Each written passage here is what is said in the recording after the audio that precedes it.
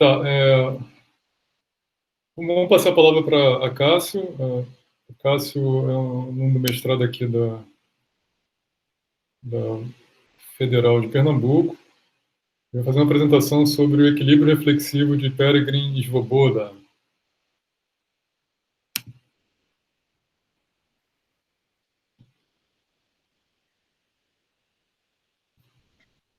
Bom dia. Estão conseguindo me ouvir? Sim.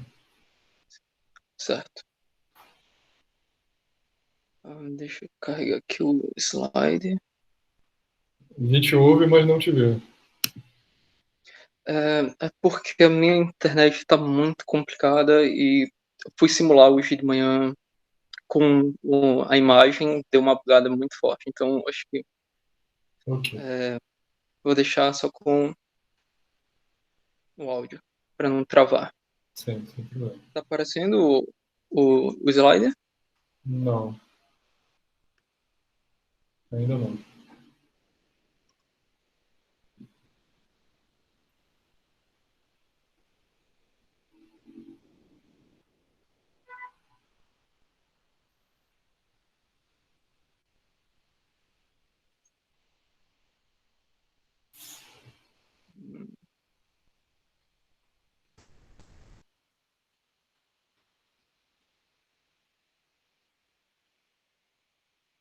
Pronto. Então, enquanto o slide tá carregando, vou iniciar aqui.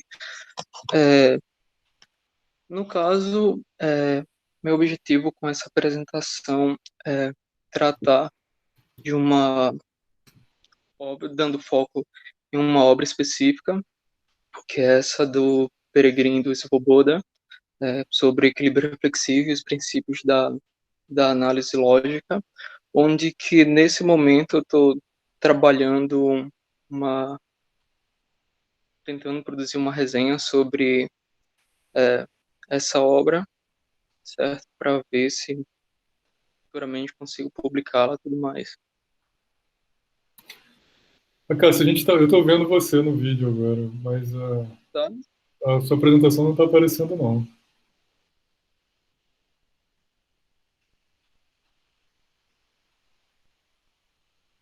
Parece que, eu acho que com uma conta você está falando, né, áudio, e a outra conta é vídeo, Isso. assim? Sim, estou utilizando tanto o celular como o notebook.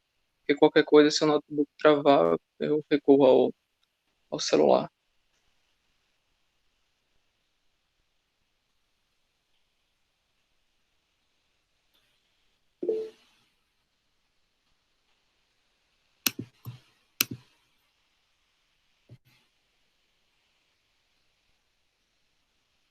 Apareceu o slide?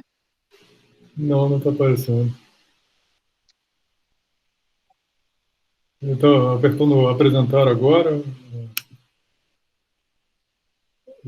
Tem tela inteira, uma janela, uma guia. Já fiz isso.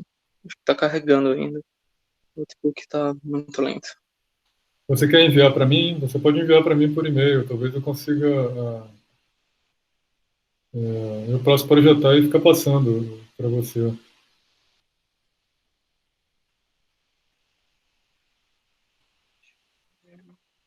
Tá, então vou recorrer a isso.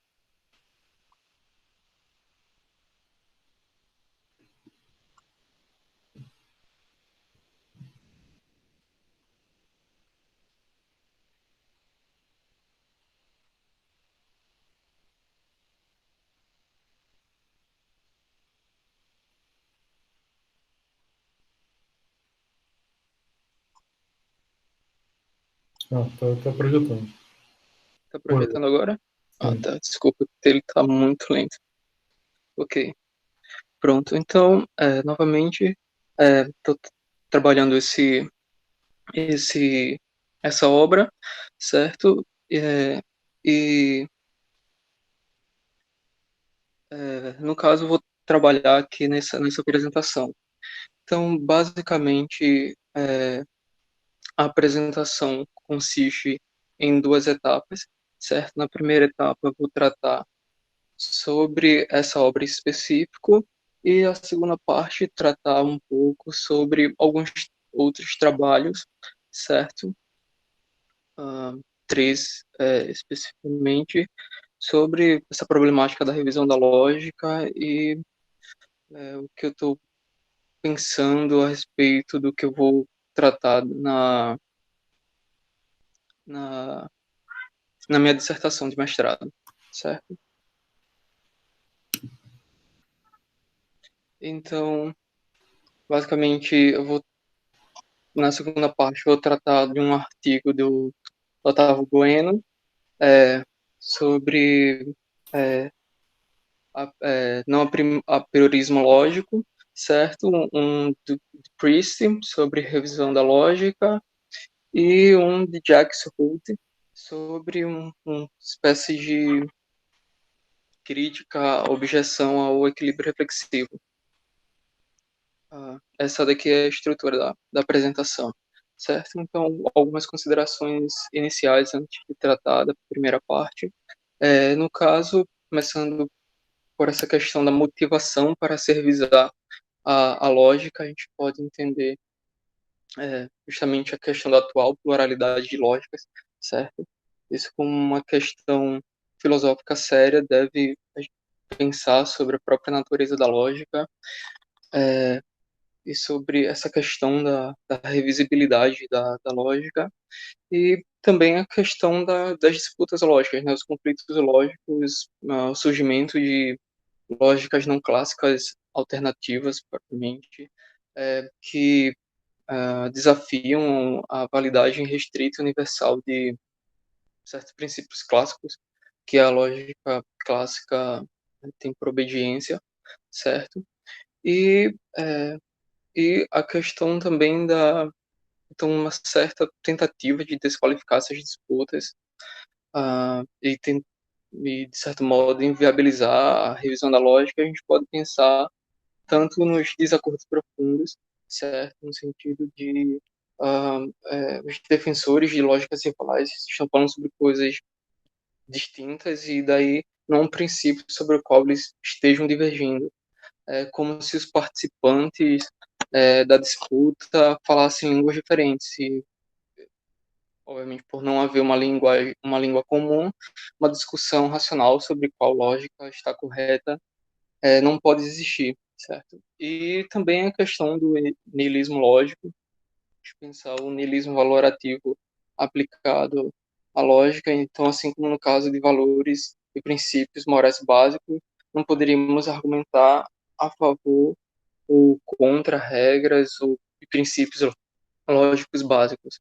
Então, ao escolher regras e princípios básicos para compor um sistema lógico, poderíamos certamente discutir o que se segue e o que não se segue do sistema.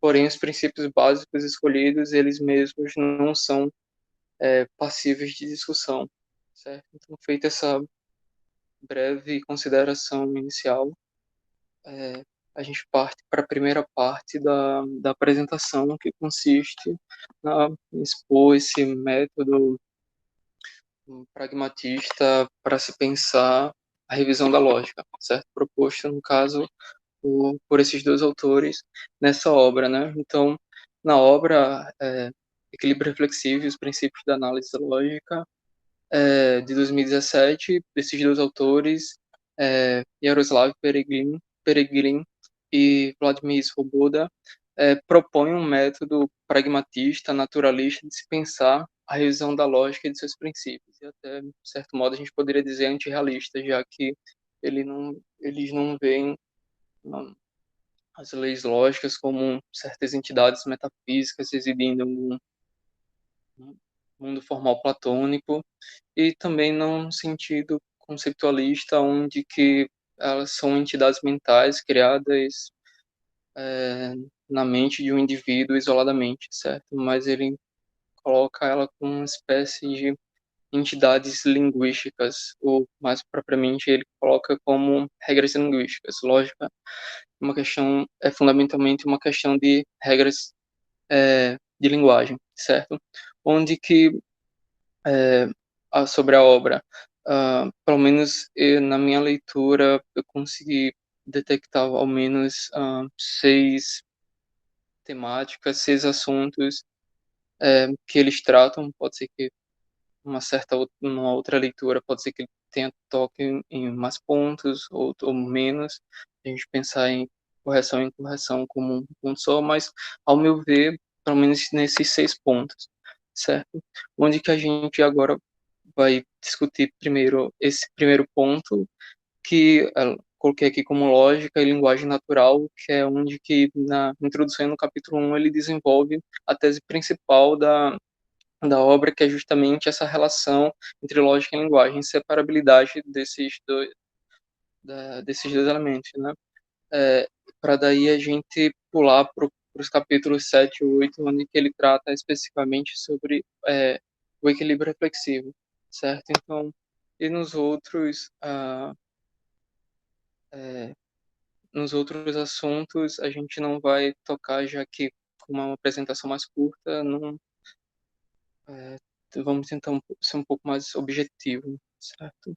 Então, tratando desse primeiro assunto, que é importante para a gente entender justamente porque eles se utilizam desse método para pensar a revisão da lógica, que é justamente porque eles partem de uma abordagem pragmatista, naturalista, antirrealista da natureza, dos fundamentos da lógica, certo? E dos seus princípios lógicos, das leis lógicas.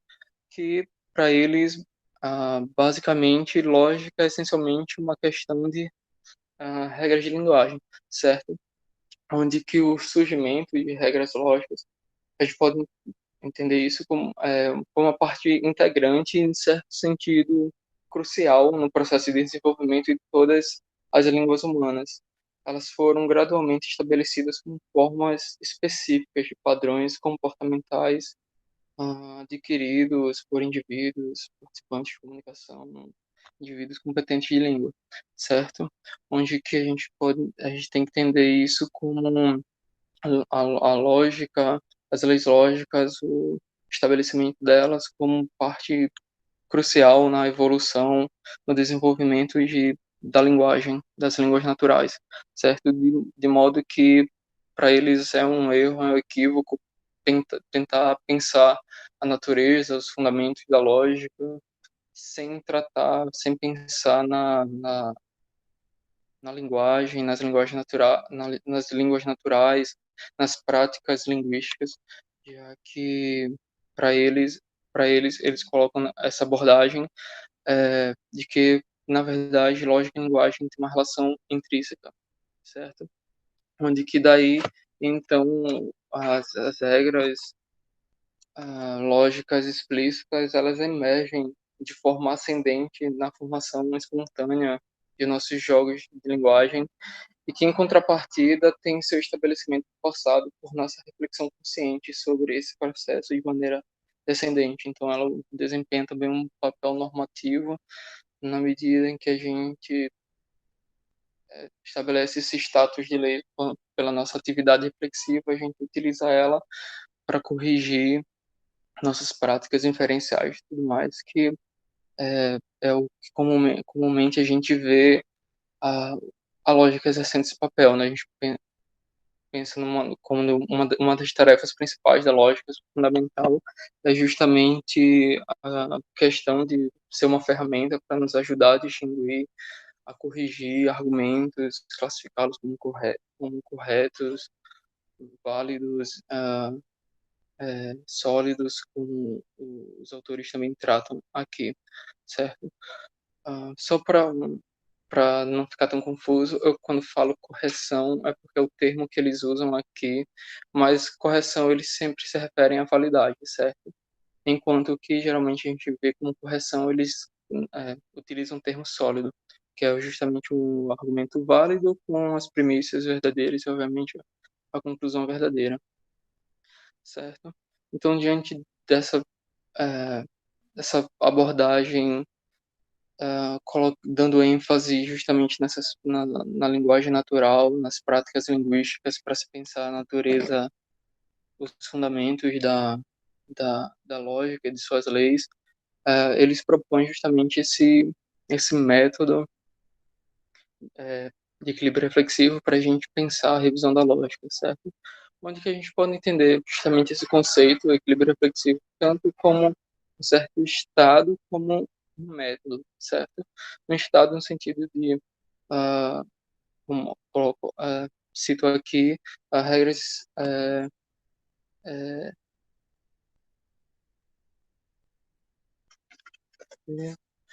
no caso, o equilíbrio reflexivo pode ser entendido como um certo estado que a gente alcança ou almeja alcançar quando justamente há essa coerência, essa harmonia entre nossas teorias e os dados coletados, os nossos princípios teóricos e os dados, as instâncias particulares.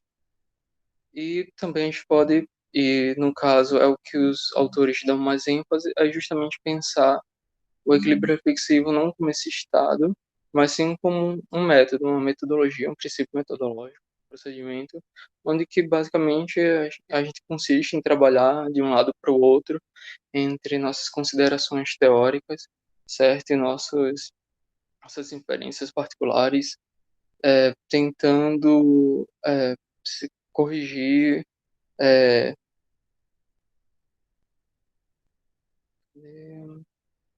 é, corrigir sempre que houver alguma incoerência entre essas duas esferas, né? Tanto da,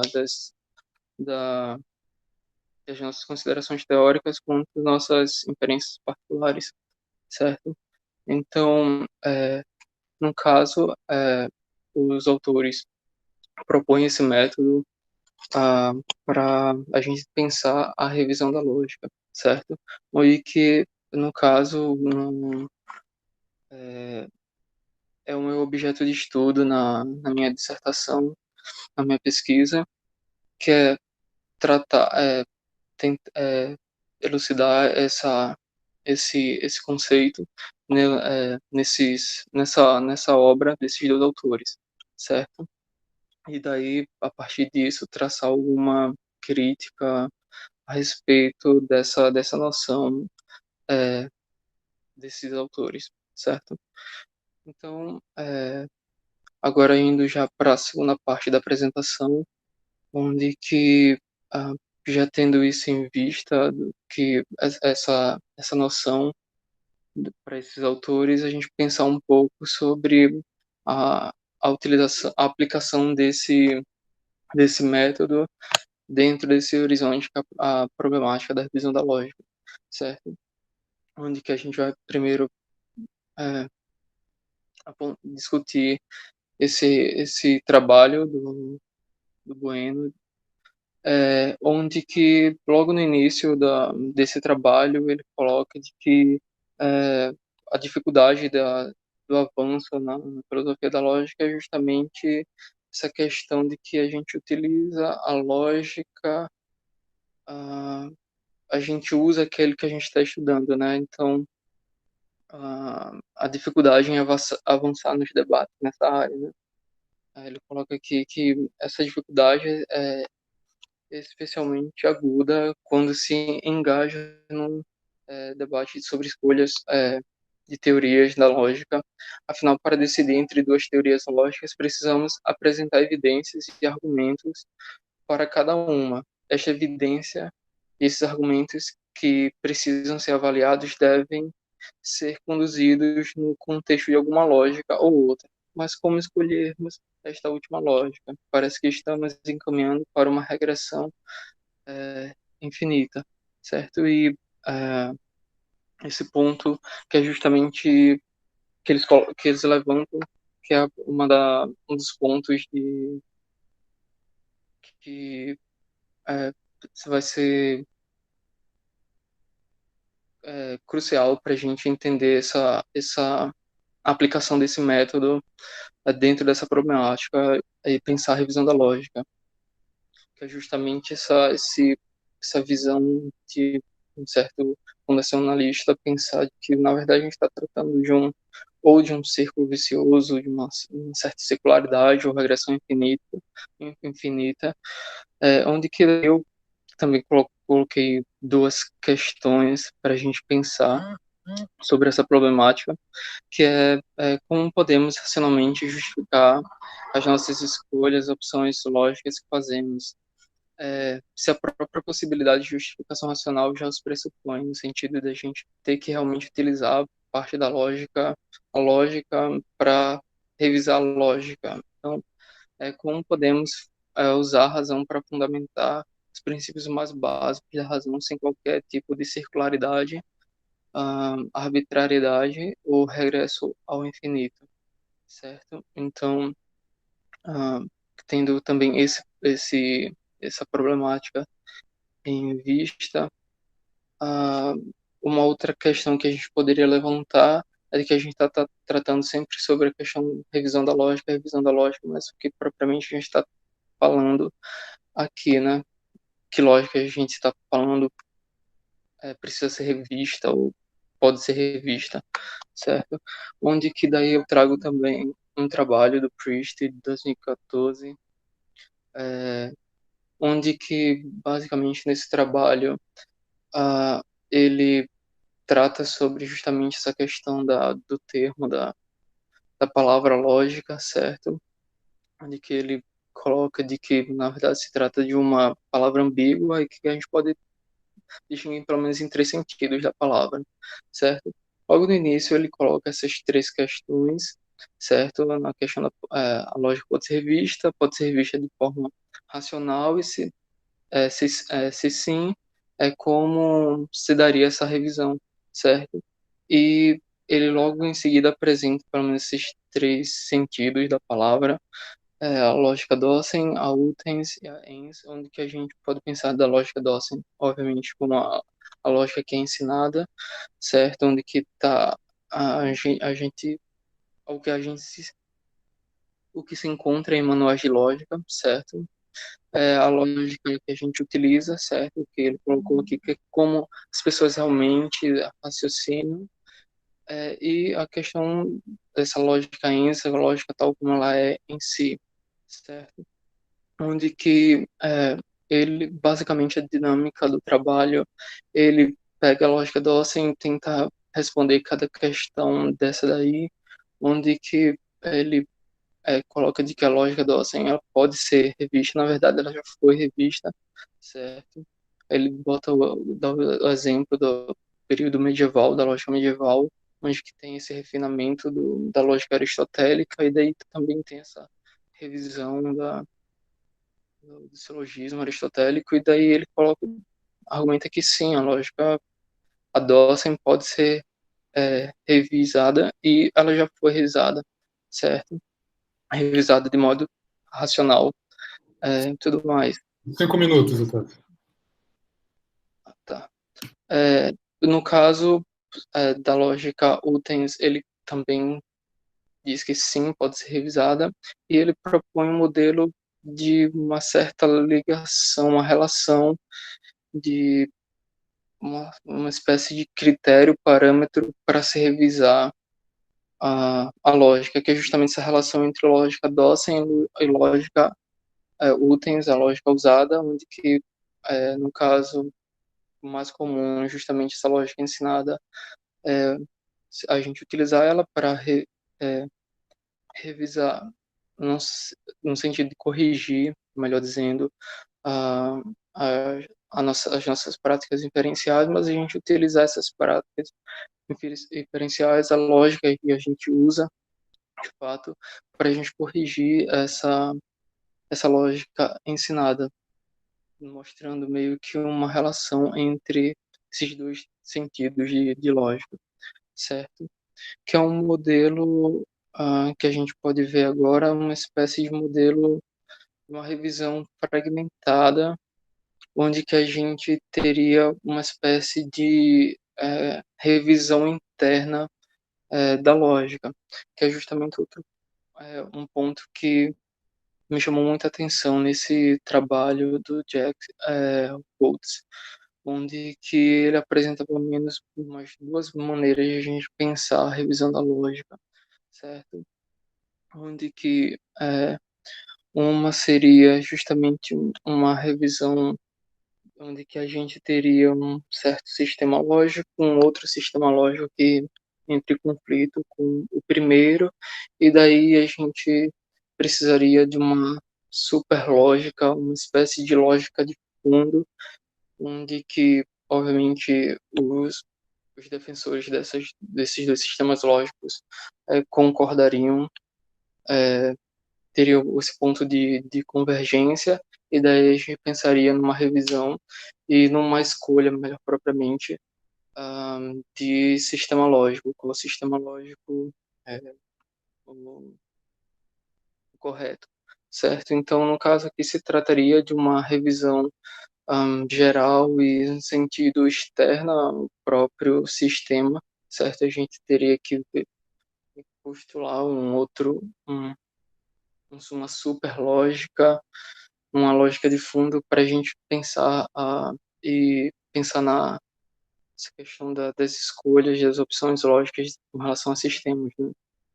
Como a gente escolheria nossos sistemas lógicos. E um outro que é justamente uma espécie de abordagem fragmentada, onde que a revisão não seria geral, mas sim local, gradual, fragmentada, certo?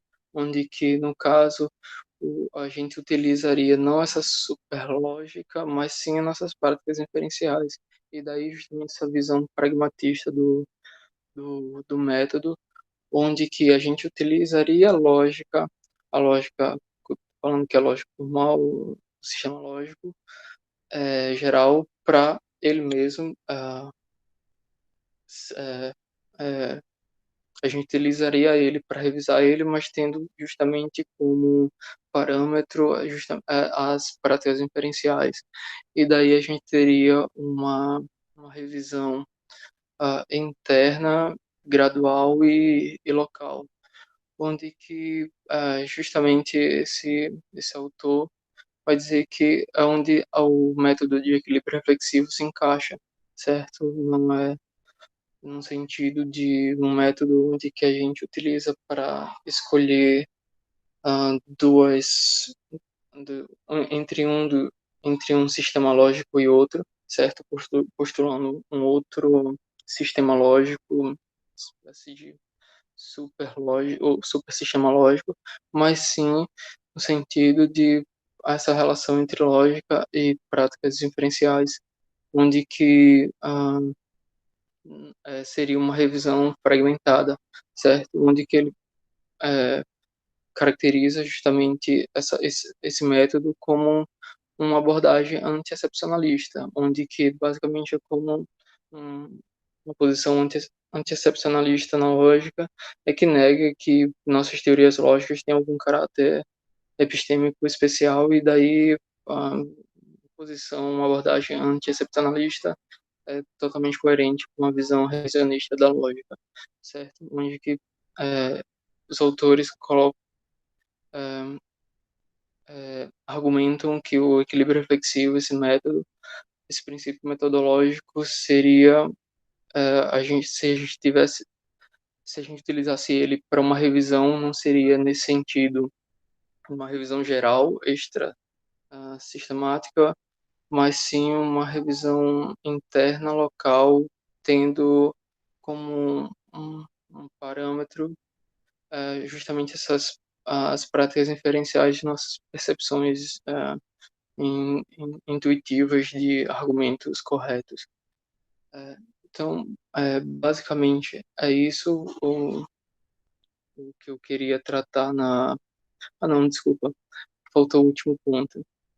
Que é justamente um sentido de endossar essa interpretação do equilíbrio reflexivo, que é quando os autores utilizam justamente essa metáfora do barco de Norit para a gente entender essa questão da revisão da lógica e do método de equilíbrio reflexivo, onde o lógico, ele, no caso, estaria nesse barco de Norit, construindo ele mesmo barco, onde que, no caso, ele utiliza a lógica que ele está desenvolvendo para modificar ela mesma.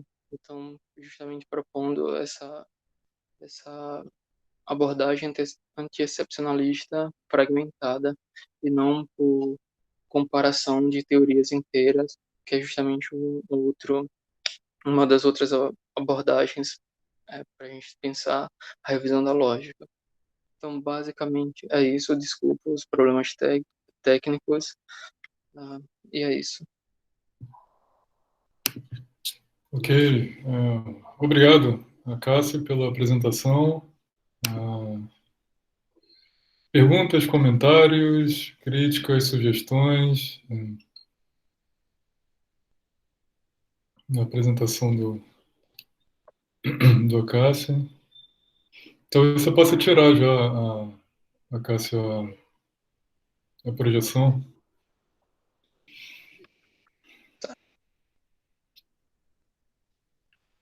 Então, Professor? sim, Luiz. É o Luiz que está falando? Sim, sou eu. Eu tenho uma pergunta, talvez uma observação. Acho que com relação ao método ou estado desse equilíbrio reflexivo. Então, pelo que eu entendi, a ideia é manter uma coerência, uma harmonia entre as teorias. Então, para isso, a gente trabalha as condições teóricas e corrige se encontrar algum tipo de incoerência. As perguntas.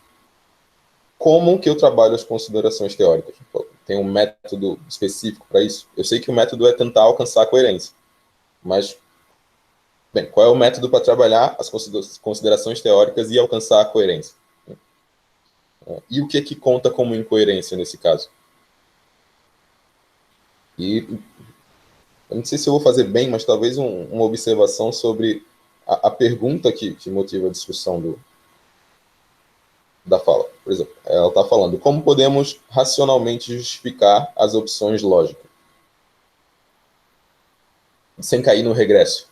Não é isso? Eu acho que sendo uma opção, e já que racionalmente fica complicado de fazer isso, parece que localmente eu posso escolher fazendo um juízo de valor relativo. Uma lógica é melhor ou boa para um determinado fim, seja qual fim seja. Eu estou falando essa distinção entre valor, juízo de valor absoluto e juízo de valor relativo, é o Wittgenstein que coloca nas Lectures on Ethics. Então, o juízo de valor absoluto traz esse off to, que é, né, independente, mas o juízo de valor relativo, ele pode ser identificado com o juízo descritivo. Ele é relativo, ele estabelece uma finalidade e você acha o melhor caminho para poder chegar naquele fim. Nesse sentido, fica esse comentário. E é isso, obrigado. Ok. No caso, em que consistiria esse método de equilíbrio reflexivo, né? Falei, mas não dei exemplos. No livro não trata sobre essa visão geral do que seria o método, mas também não trata apresenta um argumento, um exemplo específico, certo? Mas para mim da forma como eu vejo essa questão, como a gente pensar, como revisar as considerações teóricas, ele coloca justamente tendo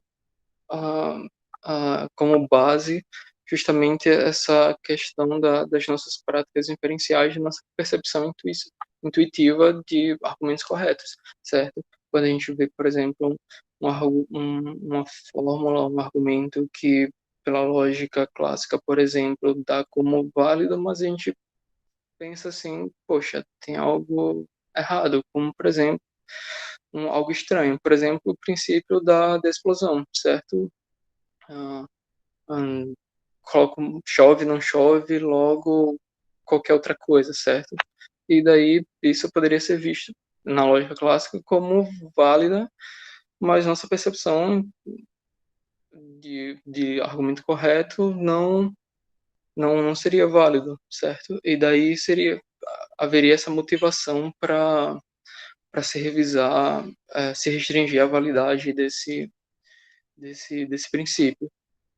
Da gente pensar também outras questões, como a monodicidade da lógica, onde que, basicamente, um acréscimo de uma premissa não afetaria na, na validade do argumento, e daí, mas a gente tem muitos exemplos de argumentos onde que o acréscimo de novas premissas altera, sim, a questão da validade do argumento, e daí seria justamente isso, a pensar a questão da como a gente poderia corrigir as nossas considerações teóricas, tendo justamente como base justamente essa incoerência entre a, a validade que a gente enxerga em alguns argumentos vindo do ponto de vista da lógica clássica, onde que a gente pode demonstrar a validade, e nossa percepção de que, poxa, algo errado aí, algo estranho.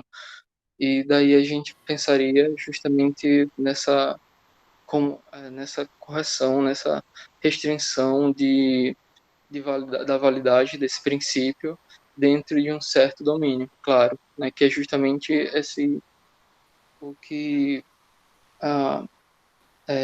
o Jack Woods propõe para a gente pensar o método de equilíbrio reflexivo, né, num sentido geral, mas sim local, pensando em certos domínios, onde que justamente há uma incoerência, uma certa desarmonia a gente utiliza a lógica clássica para um certo domínio, onde que há justamente essa incoerência, e daí a motivação e o surgimento de lógicas não clássicas alternativas para a gente... Pô, eu acho que esse é um bom ponto. Esse ponto que você falou, eu acho que faz muita falta na apresentação. Por exemplo, você perde um tempo considerável falando sobre lógica Dawkins, Utens, Zenz, mas eu sinto muita falta, por exemplo, desse tipo de embate.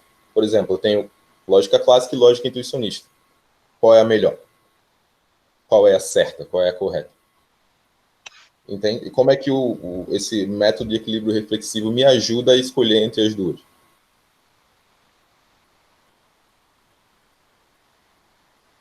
Esse ponto.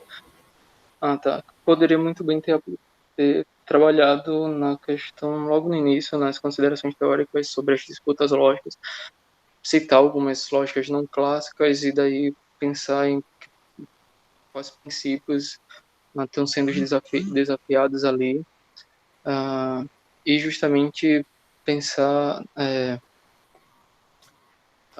como se daria pensaria essa questão de rever nossas considerações teóricas, certo? Realmente posso trabalhar isso melhor, dar mais ênfase a esse ponto, para deixar mais claro sobre o que a gente está pensando quando a gente está falando sobre a revisão de considerações dos nossos sistemas lógicos gerais, formais. Ok, obrigado. Cássia, duas perguntas. Claro que depois a gente vai ter mais tempo para, espero, para discutir esses tópicos todos, né? Veja, uma parte que eu estava esperando depois que eu li o teu resumo, quando você enviou o resumo para mim, era essa discussão sobre o barco de Neurath, uma discussão mais epistêmica. Mas ele ficou muito curtinha no final e não desenvolvida, né? Quando você apresenta, por exemplo, a discussão do Bueno-Coleman de 2004, um dos problemas que aparece ali não é só o regresso ao infinito nessa cadeia de justificação, mas também a circularidade e a arbitrariedade.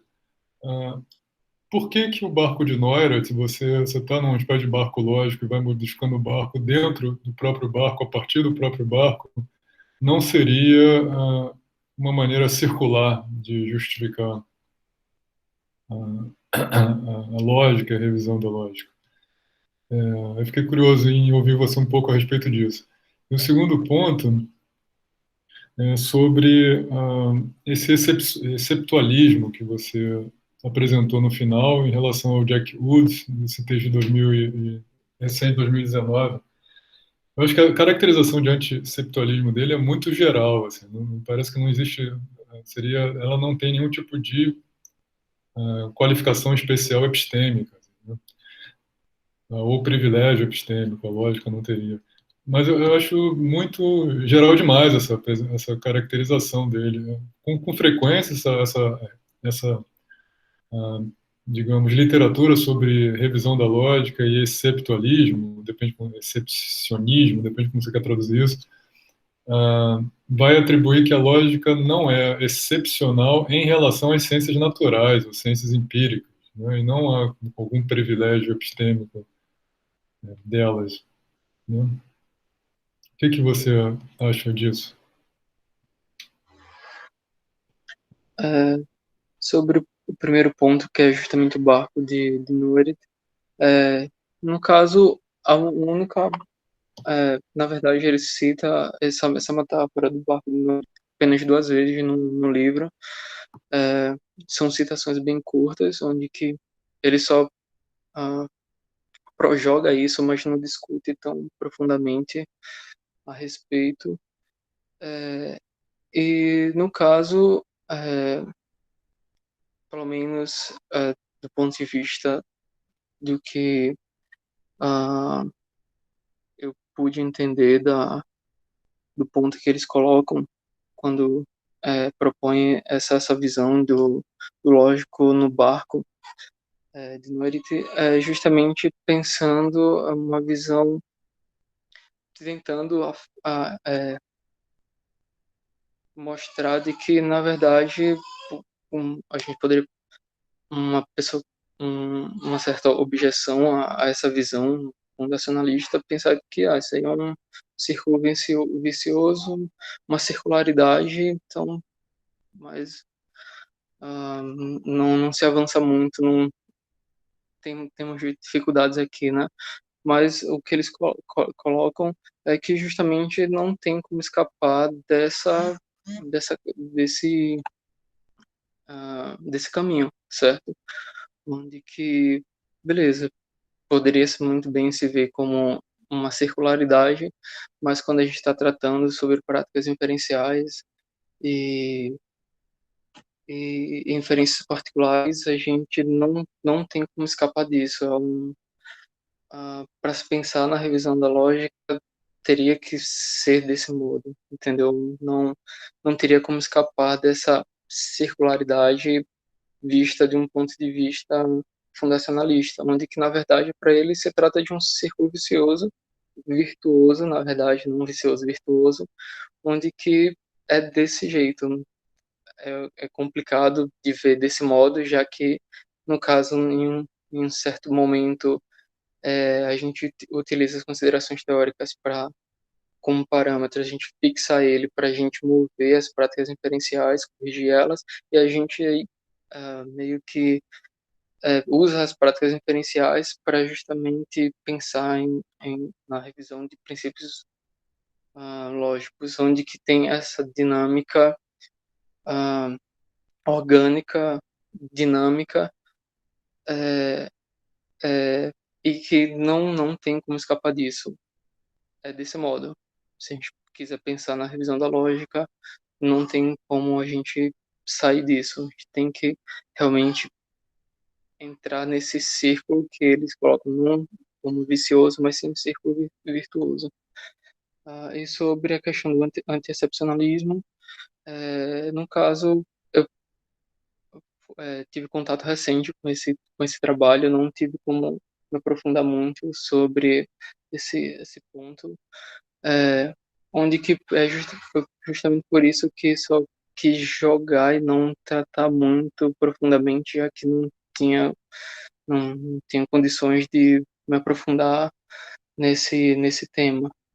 Mas eu tinha visto uma outra definição de anti-excepcionalismo que era justamente isso, essa questão da lógica e das ciências naturais, onde coloca justamente a lógica e ciências naturais como no mesmo patamar, e a lógica não teria essa excepcionalidade, certo? Mas como estava tratando só desse trabalho, quis mostrar a definição do anti-excepcionalismo da forma como eles expõem sem tratar justamente dessa questão de lógica e ciências naturais. mas seria interessante futuramente, se ainda tocar nesse tema, justamente colocar essa outra definição que ajudaria muito nessa compreensão, na compreensão desse conceito.